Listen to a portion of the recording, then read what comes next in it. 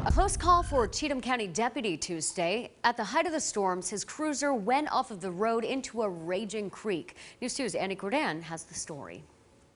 A Cheatham County deputy is lucky to be alive after his squad car hydroplanes and he goes off into a creek. I was slowing down as much as I could. This is dash cam moments after the car comes to rest in the rapidly rising creek. Please, Lord, don't let me fall in the water. With water climbing over the front headlights. You gotta be kidding me. Deputy Travis Sutton has to climb out of his Dodge Interceptor. He gets on the roof. After a few moments, the young officer, carrying 30 pounds of equipment on his back, I'm gonna jump right there.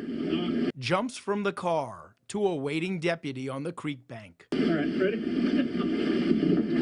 Okay. All right, jump too far. Yeah. Oh.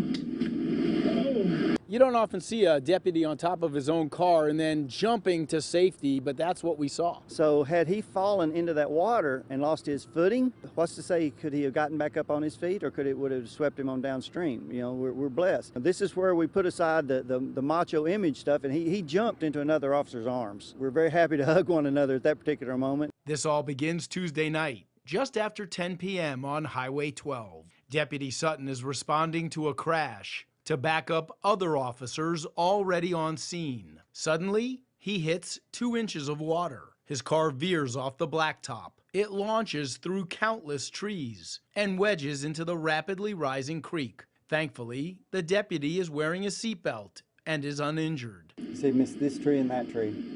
He actually shot between 2 trees. This photo is taken after the creek has already begun to go back down. But at the height of the storm, the deputy goes from first responder to a victim who needs saving himself. There were 2 large trees that he just, by grace, was able to get between them. Otherwise, we could be having a very different story here.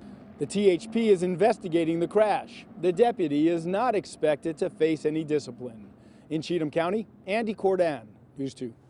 Thanks, Andy. Cheatham investigators say as part of the investigative procedure, the deputy passed a routine toxicology test. At this point, investigators say it does not appear that any laws were broken here.